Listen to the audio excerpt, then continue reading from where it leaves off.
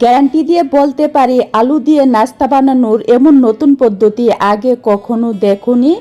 যদি একবার বানিয়ে খাও রোজ কিন্তু এভাবেই বানিয়ে খেতে ইচ্ছা হবে, এত টেস্টি আর মজার হয়। তো হ্যালো এভরিওয়ান, সবাই কেমন আছো? আমি টুম্পা। আজকে তোমাদেরকে আলু দিয়ে একদম নতুন ধরনের দারুণ স্বাদের একটা নাস্তা তৈরি করে দেখাবো। আশা করছি আমার আজকের রেসিপিটা সবারই ভীষণ ভালো লাগবে। তো যদি একটু ভালো লেগে থাকে তাহলে বলছি প্লিজ প্লিজ একটা লাইক করে দিও আর আমার চ্যানেলটাকে সাবস্ক্রাইব করে দিও। সকাল বিকালের জলখাবারে অথবা বাচ্চাদের টিফিনে তোমরা কিন্তু ঝটপট এই টিফিনটা বানিয়ে নিতে পারো। যেমন টেস্টি তেমনই কিন্তু হেলদি। তো চলো নতুন ধরনের নাস্তাটা কিভাবে তৈরি করেছি দেখে নাও। প্রথমে দেখো এখানে আমি 3টা আলু সিদ্ধ করে নিয়েছি। আলুটাকে ভালো করে সিদ্ধ করে নিতে হবে। তারপর এখন এই আলুটাকে ম্যাশার দিয়ে ম্যাশ করে নিতে হবে। এখানে আলুটাকে একটু ভালো করে ম্যাশ করতে হবে যাতে আলুর কোনো গুটলি না থাকে বা বড় অংশ না থাকে। চেষ্টা করবে হালকা গরম অবস্থাতে আলুটাকে ম্যাশ করতে, তাহলে দেখবে আলুটা খুব ভালো ম্যাশ হয়ে যাবে। তো দেখো আলু কিন্তু আমি খুব সুন্দর করে ম্যাশার দিয়ে ম্যাশ করে নিয়েছি। এখন এই আলুর মধ্যে দিয়ে দিচ্ছি আমি চায়ের কাপ দিয়ে আধা কাপ গরম জল। হালকা গরম জল দিয়েছি। গরম জলের পরিবর্তে তোমরা এখানে হালকা গরম দুধও দিতে পারো। তারপর দিয়েছি পরিমাণ মতো লবণ। এখন দিয়েছি চিনি। চিনিটা মিষ্টি হবে না, তবে টেস্ট খুব ভালো হবে। তারপর এখন দেখো দিয়ে দিচ্ছি আমি 1 চামচ ইস্ট। ইস্টের পরিবর্তে তোমরা এখানে বেকিং পাউডার দিতে পারো। এখন এই সব কিছু কিন্তু আবারও একটু ভালো করে মিশিয়ে নিতে হবে। আবারও বলছি খেয়াল রাখবে আলুটা যাতে একদম স্মুথ করে পেস্ট করা হয়, মানে স্মুথ করে যাতে ম্যাশার দিয়ে ম্যাশ করা হয়, আলুর যাতে কোনো গুটলি ভাব না থাকে। তো দেখো সব কিছু দিয়ে কিন্তু আবারও আমি মিশিয়ে নিয়েছি। তারপর এর সাথে দিয়ে দিতে হবে একটা ডিম।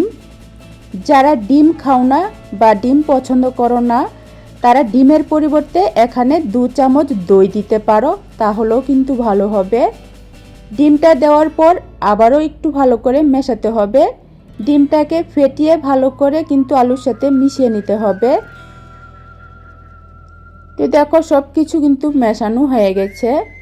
তারপর দেখো এখানে আমি নিয়েছি কিছু সবজি। সবজির মধ্যে প্রথমে দিয়েছি আমি কুচানো কাঁচা লঙ্কা। তারপর দিয়েছি আমি কুচানো কিছুটা গাজর। তারপর এখন দিয়ে দিচ্ছি আমি কুচানো ধনেপাতা। তারপর ছোট সাইজের একটা টমেটো আমি একটু ছোট ছোট করে কেটে নিয়েছি, টমেটোটাও দিয়েছি। এখন কিন্তু এই সবজিগুলিকেও একই সাথে ভালো করে মেশাতে হবে। এখানে কিন্তু তোমরা তোমাদের পছন্দ মতো সবজিও দিতে পারো, যেমন বাঁধাকপি ক্যাপসিকামও দিতে পারো। যত বেশি সবজি দেবে ততই কিন্তু টেস্টি আর হেলদি হবে। তো দেখো সব কিছু মেশানো হয়ে গেছে। এখন নিয়েছি আমি 300 গ্রাম আটা। তোমরা চাইলে ময়দা দিয়েও করতে পারো অথবা অর্ধেক আটা অর্ধেক ময়দা দিয়েও করতে পারো, তবে আটা কিন্তু হেলদি অপশন। এখন এই আটাটাকে কিন্তু মাখতে হবে। এখানে কিন্তু আর কোনো রকম কোনো জল দেওয়া যাবে না। এই আলুর পিউরিটা দিয়েই কিন্তু সুন্দর করে মেখে নিতে হবে। আর এখানে খেয়াল রাখবে একদম নরম করে কিন্তু মাখতে হবে। তো দেখো একদমই ভিজা ভিজা, হাতে লেগে যাচ্ছে সেরকম একদম নরম করে মেখেছি। তারপর আমি 1 থেকে 1.5 চামচের মতো সাদা তেল দিয়েছি। তেল দেওয়ার ফলে কিন্তু এখন নাস্তাটা খুবই সফট হবে আর মাখতেও কিন্তু খুবই সুবিধা হবে। তেলটা দেওয়ার পর কিন্তু আরও কিছুক্ষণ মাখতে হবে। তো দেখো ডোটা কিন্তু আমার রেডি। এখন এই ডোটাকে ঢাকনা দিয়ে আধা ঘন্টার জন্য রেস্টে রেখে দিতে হবে। হাতে সময় থাকলে 1 ঘন্টার জন্য রেস্টে রাখতে পারো, তাহলে আরও বেশি ভালো হবে। তো দেখো আমি আধা ঘন্টার মতো রেস্টে রেখেছিলাম। তারপর এখন এই ডোটা দেখো আরও কিন্তু নরম হয়ে গেছে আর ফুলে গেছে কিন্তু।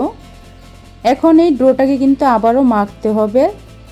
তার জন্য দেখো আমি রুটি বেলার পাত্রের মধ্যে কিছুটা আটা নিয়েছি। যেহেতু ডোটা একদমই নরম, হাতে লেগে যাচ্ছে, তার জন্য এখানে একটু আটা নিয়ে আটা দিয়েই কিন্তু মাখতে হবে। দেখো আমি যেভাবে মেখে নিচ্ছি এভাবে একটু ভালো করে মাখলে কিন্তু নাস্তা বা টিফিনটা খুবই ফ্লপি হবে আর খুবই ফুলা ফুলা, খুবই দারুণ টেস্টি হবে। তো দেখো আমি কিন্তু একটু মেখে নিয়েছি। তারপর দেখো হাতের মধ্যে আমি একটু তেল লাগিয়ে নিয়েছি। তেলটা লাগিয়ে নেওয়ার পর এই ডোটার থেকে অল্প করে নিয়ে এখন গোল গোল করে টিফিনগুলি তৈরি করে নেব।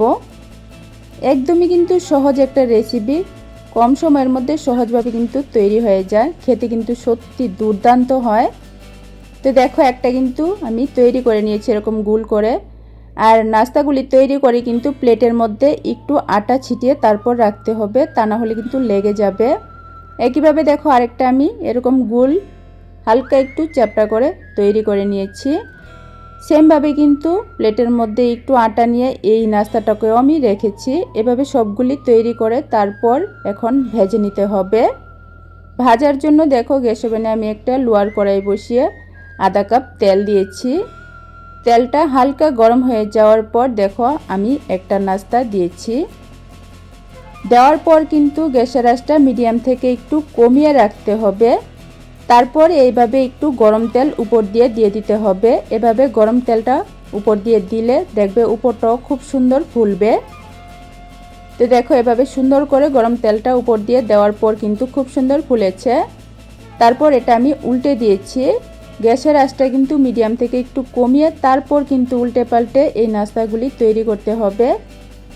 তো দেখো এভাবে কিন্তু আমি উল্টে পাল্টে হালকা একটু কালার করে ভেজে নিয়েছি।